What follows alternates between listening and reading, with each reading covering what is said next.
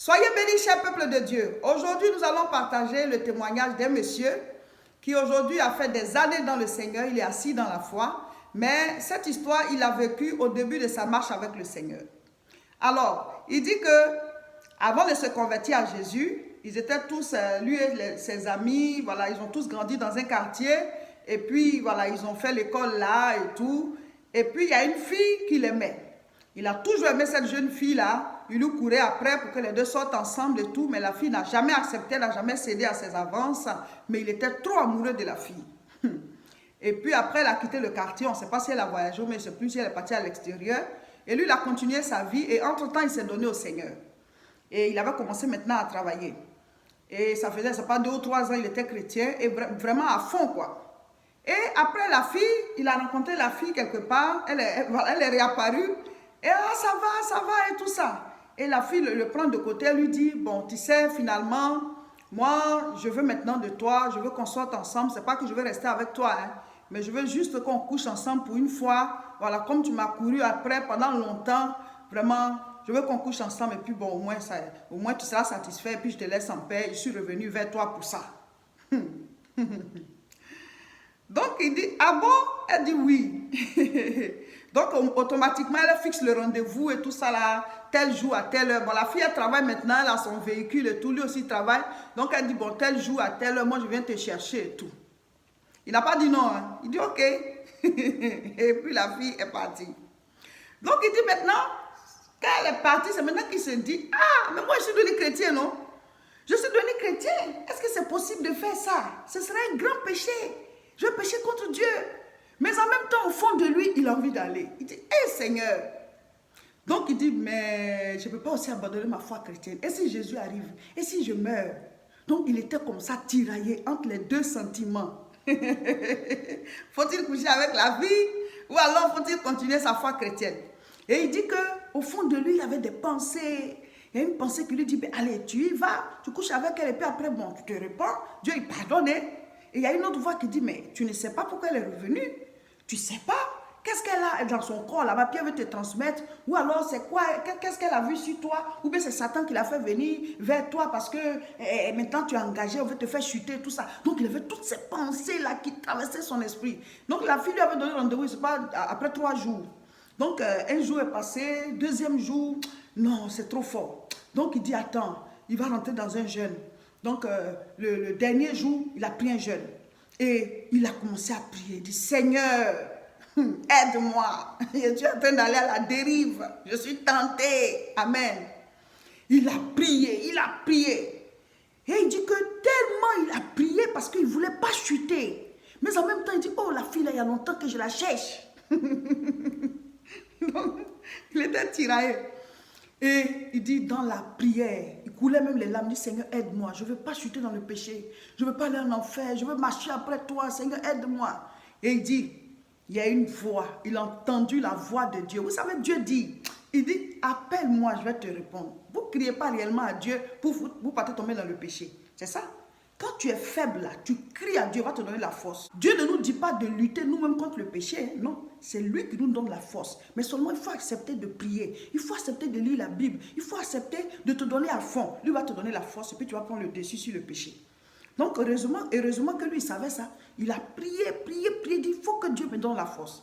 Donc il dit à un certain moment, il a entendu la voix de Dieu. Je ne sais pas s'il a entendu audiblement, mais au fond de son cœur. Mais il a entendu la voix de Dieu qui lui a dit, qu'est-ce que tu veux aller faire?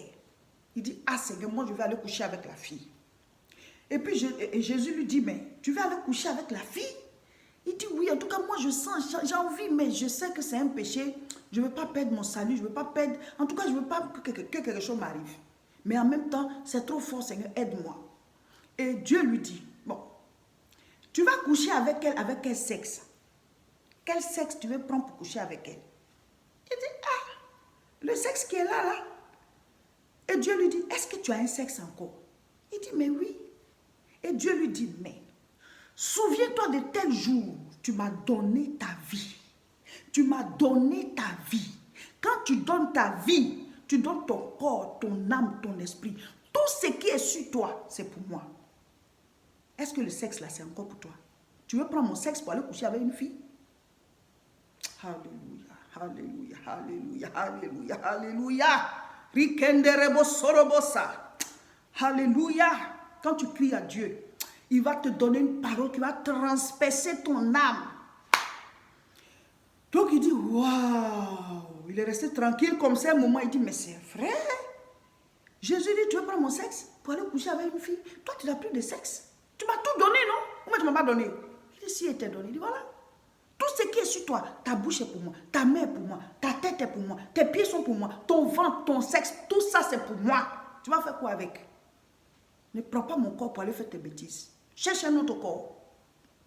Comme tu n'en as pas, tu restes tranquille. Il dit, la parole là, l'a délivré. C'est comme si on avait coupé quelque chose pour enlever sur lui. La Bible dit, sa parole est une épée à double tranchant qui sépare esprit et âme, moi les jointures. Si vraiment vous avez envie de sortir du péché, vous allez sortir du péché. Vous allez sortir du péché. Donc, la parole est descendue comme ça dans son esprit. Il dit, alléluia. Il a reçu la force. Il dit, c'est vrai, je n'ai plus de sexe. Je n'ai plus de sexe. C'est ce que je vais dire à la fille. Et donc, il n'avait plus envie. Quand Jésus lui a dit ça, là, c'est fini, l'envie est partie. Il dit, mais c'est vrai, c'est dans quoi je veux me mettre? Mais le péché, là, le salaire, c'est la mort. C'est vrai, tu vas finir de coucher quelques temps de plaisir. Mais combien de malheurs vont s'abattre sur toi? Est-ce que tu sais ce qui t'attend dehors? Est-ce que tu sais ce qui t'attend à la sortie? Souvent, quand les démons poursuivent les gens, c'est comme ça que ça se passe. Hein. Quand les sorciers veulent t'avoir, là, et que la main de Dieu est sur toi, ils t'envoient une sirène des eaux. Quand on dit sirène des eaux, là, c'est quelqu'un qui a investi de la puissance démoniaque pour venir te faire sortir de la présence de Dieu. Voilà. Pour les hommes, ça peut être une femme. Pour la femme, ça peut être un homme. Et la personne vient juste pour te faire sortir. Donc, quand tu pêches, tu es sorti, non? Et ceux qui te poursuivaient, ils vont t'avoir. C'est comme ça. Donc, tu ne peux pas savoir. Péché, le péché qui arrive là, c'est pourquoi? C'est qu'est-ce que ça va te faire? Et vous tombez dedans, alors que le malheur était derrière, alors que la maladie était derrière, alors que la crise cardiaque était derrière, alors que l'AVC était derrière, alors que l'accident était derrière, alors que l'échec à ton examen était derrière, alors que le chômage était derrière. On va te chasser, tu vas perdre ton travail. Tout ça, ça se trouve derrière le péché. Et ça se suit comme ça. Donc c'est le péché là qui vient d'abord. Quand tu finis de tomber, puis tous les malheurs là rentrent. Le salaire du péché, c'est la mort. Tu ne peux pas savoir le malheur. Quel malheur est caché derrière chaque péché? C'est ça. Donc il dit, c'est fini. Il a senti une puissance, il était délivré. Il dit, mais c'est vrai, qu'est-ce que je vais aller foutre avec cette fille? Pourquoi ça maintenant elle revient vers moi? Moi, j'ai passé toute ma vie à la poursuivre. Et même à l'époque, là, c'est Dieu qui a fait qu'elle n'a pas accepté. C'est Dieu qui a fait qu'elle n'a pas accepté. Parce que Dieu savait que lui, il était réservé. C'est ça le problème. Donc il dit, le soir, à l'heure du rendez-vous, la fille est venue. Elle a garé sa voiture, elle est rentrée dans leur cour. Elle dit, ah, je suis venue parce qu'il s'est préparé, tout ça, ils vont partir.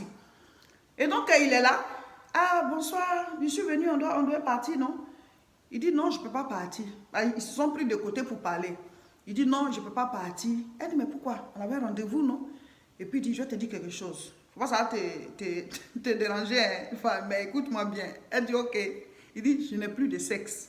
Elle dit, quoi? Il dit, je n'ai plus de sexe. Elle dit, ça veut dire quoi? Elle le regarde comme ça. Tu es malade, ça veut dire quoi, tu n'as plus de sexe? Il y a un problème au niveau de ton sexe. Il dit non, je dis je n'ai plus de sexe. Je n'ai plus de sexe. Donc je ne peux pas faire de rapport sexuel. Donc elle dit, oh, toi j'ai appris que tu es rentré dans les églises bizarres là. Quitte là, tu es trop bête. Elle a commencé à l'insulter. La fille qui semblait toute gentille, toute polie là. Elle a changé comme ça, elle a insulté, elle a comme ça dit des trucs et puis elle est partie. Vous voyez? Ah, donc toi, tu sais qu'il est rentré dans les églises, que vous dites église bizarre là. Tu sais qu'il est devenu chrétien. Et puis tu reviens, donc tu savais ça, tu voulais le faire chuter. Hein? Tu savais ça, tu voulais le faire chuter. Vous comprenez? C'est grave. C'est grave. Mais donc si lui, il était parti coucher avec elle, peut-être que c'est après les rapports sexuels qu'elle allait lui sortir ça pour dire que toi, on n'a pas dit que tu étais devenu chrétien, moi j'ai appris ça. Elle est venue comme une innocente, alors qu'elle est envoyée par Satan. Elle est envoyée par le diable. La Bible dit Adam et Ève, quand ils étaient dans le jardin, qui est venu? Le serpent. Ils étaient dans leur vie, hein, tout allait bien. Dieu leur a tout donné. Ils étaient heureux. Ils ont laissé rentrer le serpent. Quand Dieu il te prend et puis te met dans la vie chrétienne, ne laisse pas rentrer le serpent. Tu es déjà chrétien, il faut rester dans la foi, dans la marche avec le Seigneur. Mais vous ouvrez la porte de vos vies, les démons rentrent par les rapports sexuels et puis maintenant, Bonjour les dégâts, votre destinée est mélangée à le feu, comme un feu de brousse dans votre destinée. Vous ne comprenez plus rien, tout est mélangé. Ce sont que des pleurs, la déchéance. Restez tranquille, Dieu va ouvrir les portes de vos vies. Dans la prière, dans la consécration, dans la méditation de la parole de Dieu. Pendant ce temps, tu travailles. Pendant ce temps, tu t'occupes de ce qu'il y a à faire autour de toi. Voilà, c'est pas que tu es assis comme ça, tu attends. Et le Saint-Esprit va te bénir. C'est Dieu lui-même qui a regardé Adam, puis il a dit qu'il n'est pas bon qu'il soit seul. Et c'est Adam qui a dit, je suis seul. C'est Dieu qui a vu. Il y a un temps où Dieu va se souvenir de toi. C'est vrai que toi, tu dois prier. Voilà, on doit prier pour nos sujets de prière et tout. Mais nous, on prie, c'est Dieu qui exauce. C'est Dieu qui exauce, ce n'est pas nous qui exauçons. Donc toi, ton rôle, c'est de prier. Lui, son rôle, c'est d'exaucer. Mais souvent, on est tellement pressé. Allez, paf, on s'en va tomber dans le péché. Et on regrette toute notre vie. On dit, j'aurais dû, j'aurais su, j'aurais pu. Tu conjugues toutes sortes de verbes là, alors que tu es déjà dans les problèmes. C'est ça. Galates 3, verset 3. Êtes-vous tellement dépourvu de sens? Après avoir commencé par l'esprit, voulez-vous maintenant finir par la chair?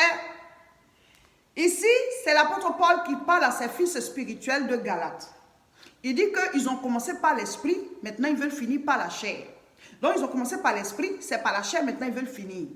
Il y a des personnes qui, au départ de leur foi, de leur marche avec Dieu, étaient à fond, ils étaient spirituels, et après, ils se délaissent, ils laissent tomber leur foi chrétienne, ils ne s'entretiennent plus spirituellement, c'est-à-dire ils se laissent aller, ils coulent dans le péché. Donc toi, tu as commencé par l'esprit et tu termines par la chair. Je l'ai déjà dit dans l'une de mes prédications, je reprends. Tu dois être chrétien jusqu'à la mort. Nous devons être chrétiens jusqu'à la mort. L'état dans lequel la mort nous trouve est très important. Si tu as été chrétien jusqu'à un certain moment, tu as abandonné la main du Seigneur, tu es devenu païen, puis tu es mort dans le fait que tu sois païen là, tu n'es pas sauvé. Chrétien jusqu'à la mort. C'est chrétien jusqu'à la mort. Le Fils de l'homme a le pouvoir sur la terre de pardonner les péchés. Donc si tu as abandonné la main du Seigneur et la mort t'a pris, tu arrives au ciel là-bas. Jésus n'a plus le pouvoir. Même s'il veut te pardonner, il ne peut plus. Parce que Matthieu chapitre 9 verset 6 dit, le Fils de l'homme a le pouvoir sur la terre de pardonner les péchés. Donc faisons attention à notre manière de marcher. Quand on s'engage avec le Seigneur, c'est jusqu'au bout. Quiconque met la main à la charrue et regarde en arrière n'est pas digne du royaume des cieux. Mes frères, mes sœurs, on s'engage pour le salut. Donc ce n'est pas un truc de plaisanterie et puis rentrer, ressortir, rentrer, ressortir. Non, on a notre destinée à accomplir. Ensuite, nous rentrons dans l'éternité. Tout ça, j'ai déjà expliqué. Donc à fond avec le Seigneur. Tu t'occupes de ta vie, tu bâtis ta vie, tu cherches à réussir. En tout cas, soyez des hommes et des femmes organisés. Ne perdez pas votre temps dans des futilités. Ne perdez pas votre temps dans le péché. On tombe, on se relève. Non. Foncez, on marche avec Jésus, on réalise des choses, on réalise nos objectifs, on réalise notre destinée, on s'occupe de notre maison, on s'occupe de nos conjoints, si on est marié, on s'occupe de notre conjointe, on bâtit quelque chose de bon, voilà. Mais traîner dans le péché, non. Maintenant, si tu n'es pas encore marié, vis la sanctification, vis la chasteté. Jésus-Christ sur la terre, il n'est même pas qu'on fait des rapports sexuels, il n'est pas mort de ça. Il est mort crucifié, il n'est pas mort de manque de rapports sexuels. L'apôtre Paul, il était sans femme. L'apôtre Paul, il s'est déclaré eunuque, c'est-à-dire qu'il n'a pas voulu se marier. Donc, ce n'est pas la fin du monde. On peut rester consacré à Dieu. Maintenant, quand le temps de Dieu va arriver, tu vas voir les rapports sexuels. Il y a un temps pour tout. Si le temps pour ça n'est pas arrivé, ça veut dire que tu ne dois pas le faire. Si tu n'es pas marié, attends le mariage. Maintenant, si tu es déjà avec quelqu'un, régularisez votre situation. Dieu ne te dit pas de quitter la personne, mais mariez-vous. Partagez donc cette vidéo pour que tout le monde puisse la recevoir.